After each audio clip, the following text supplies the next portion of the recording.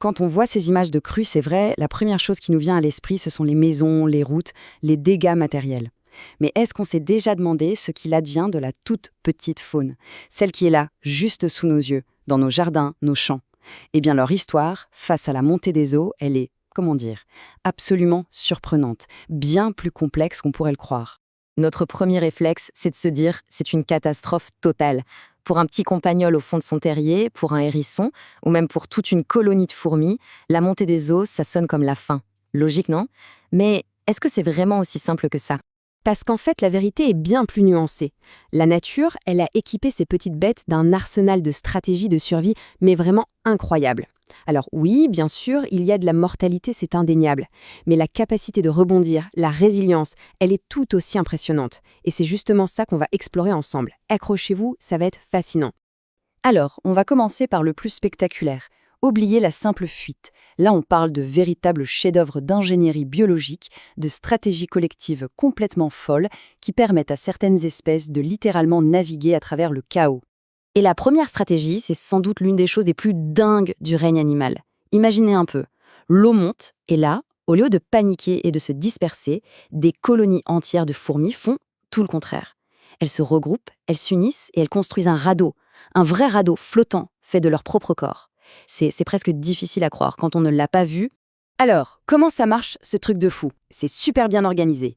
D'abord, il y a l'alerte. Immédiatement, les ouvrières se précipitent pour sauver le plus précieux, les œufs, les larves, bref, le couvain. Ensuite, c'est l'assemblage. Elles s'agrippent les unes aux autres avec leurs pattes, leurs mandibules, pour former une sorte de maillage vivant. Et la reine, évidemment, elle est cruciale, donc on la met bien au centre, à l'abri. Mais le vrai secret, le truc qui fait que ça flotte, ce sont leurs poils. Ils sont super hydrophobes, ils repoussent l'eau et piègent une fine couche d'air tout autour du radeau. Ça leur permet de flotter comme ça pendant des jours, voire des semaines, en attendant de dériver vers un bout de terre sèche. Ok, ça c'était pour le collectif. Mais l'ingéniosité, elle est aussi individuelle. Figurez-vous que certains insectes terrestres ont mis au point un système pour respirer sous l'eau. C'est un peu comme s'ils avaient leur propre bouteille de plongée miniature intégrée. Le principe est juste génial. Le corps de l'insecte est couvert de poils ou de cire si déperlant, tellement hydrophobe, qu'il garde une fine couche d'air collée à la peau, même quand il est complètement submergé. Cette bulle d'air, on appelle ça un plastron, et ça agit comme une sorte de branchie externe. L'oxygène qui est dissous dans l'eau passe dans la bulle et hop, l'insecte n'a plus qu'à le respirer. C'est incroyable, hein? Tant qu'il y a de l'oxygène dans l'eau, il peut rester sous l'eau presque indéfiniment. Bon, on a vu des stratégies de survie individuelles assez dingues. Mais maintenant, il faut qu'on change d'échelle. Parce que même si beaucoup d'individus meurent, ce qui est souvent le cas, on observe que les populations de certains animaux reviennent super vite. Comment c'est possible? Comment font-elles pour se reconstituer aussi rapidement après un tel choc? La réponse, elle se cache dans une grande théorie de l'écologie. Cette théorie, c'est la sélection R sur K. Alors ça peut paraître un peu barbare comme nom, mais l'idée est assez simple. En gros, ça classe les espèces selon deux grandes stratégies de lit. D'un côté, on a les stratèges R et de l'autre, les stratèges K. C'est vraiment la clé pour comprendre pourquoi certaines espèces sont de vraies championnes du rebond après une crise, alors que d'autres, eh bien, c'est beaucoup, beaucoup plus compliqué pour elles. Regardons ça de plus près. D'un côté, on a les stratèges R, qu'on pourrait appeler les opportunistes. Le campagnol, c'est l'exemple parfait. Leur devise, c'est la quantité avant tout. Ils font énormément de petits, très vite. Ils sont programmés pour ça, pour exploser démographiquement dès qu'une occasion se présente. De l'autre côté, on a les survivants, les stratèges K. Le hérisson, par exemple. Là, c'est l'inverse. On mise sur la qualité. Peu de petits, mais on investit beaucoup en eux. Ils ont une vie plus longue et leur stratégie, c'est de durer dans des environnements stables. Et là, ce tableau, il illustre ça parfaitement. Prenez le campagnol, notre stratège R-type. Après une inondation, il lui faut quoi? Entre 3 et 6 mois pour que la population soit de retour. C'est fou, non? Grâce à leur reproduction explosive. Les insectes, n'en parlons pas, c'est une question de semaines. Maintenant, regardez le hérisson. On passe tout de suite à 1 voire 3 ans. Et si on prend un stratège KI encore plus affirmé, comme la loutre, là on parle de plus de 5 ans. Parce que tout repose sur la survie des adultes, qui sont peu nombreux. Donc ce qu'il faut retenir, c'est que oui, ça rebondit, mais pas du tout à la même vitesse. Bon, à ce stade, on pourrait se dire « Ok, super, la nature est incroyable, tout va bien ». Entre les fourmis qui font du bateau et les rongeurs qui se reproduisent à toute vitesse, on a l'impression que le système est parfaitement rodé. Sauf que ce n'est pas si simple, et c'est là que ça devient inquiétant. Les experts, eux, tirent la sonnette d'alarme. Pourquoi? Parce que toutes ces magnifiques adaptations, fruits de milliers d'années d'évolution, se retrouvent aujourd'hui confrontées à des obstacles totalement nouveaux. Des obstacles que l'évolution n'avait absolument pas anticipés. Et là, on aborde vraiment le cœur du problème. La faune a appris à vivre avec les inondations, mais elle n'a pas appris à vivre avec nos inondations, celles de l'ère moderne. Et la différence est énorme. Elles sont plus fortes, elles durent plus longtemps, et surtout, elles charrient des menaces d'un tout nouveau genre. Parce que ces stratégies, elles ont des limites, des points de rupture bien réels.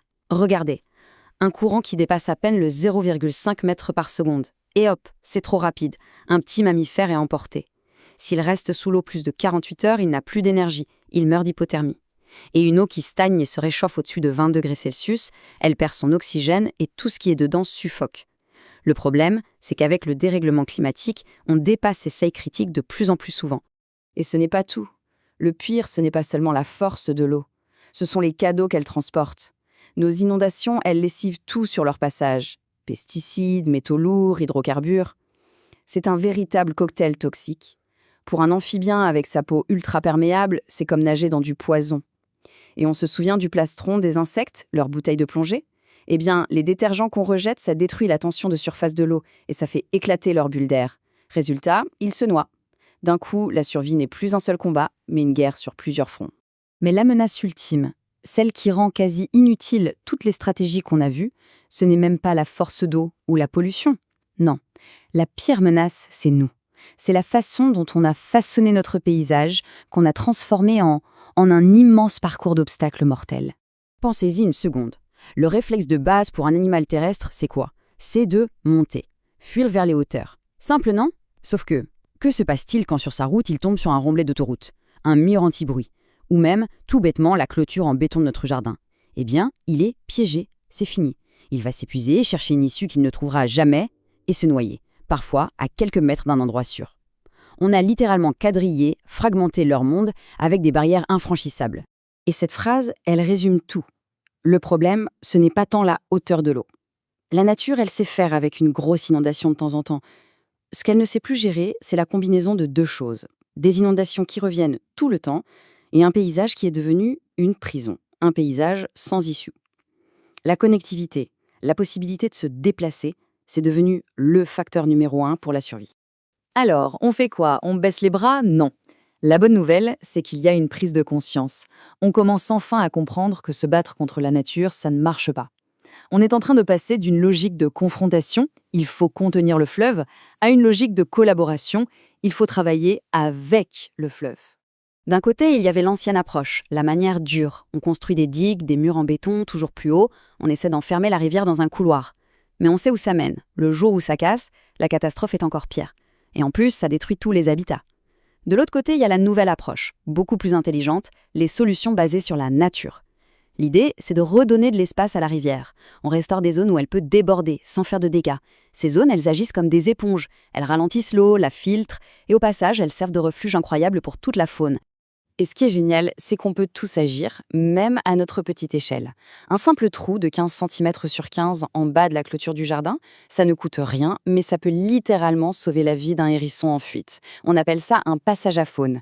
Laisser un tas de bois dans un coin, ça devient une île refuge en cas de montée des eaux. Mettre une petite planche dans sa piscine, ça évite à un animal de s'y noyer d'épuisement.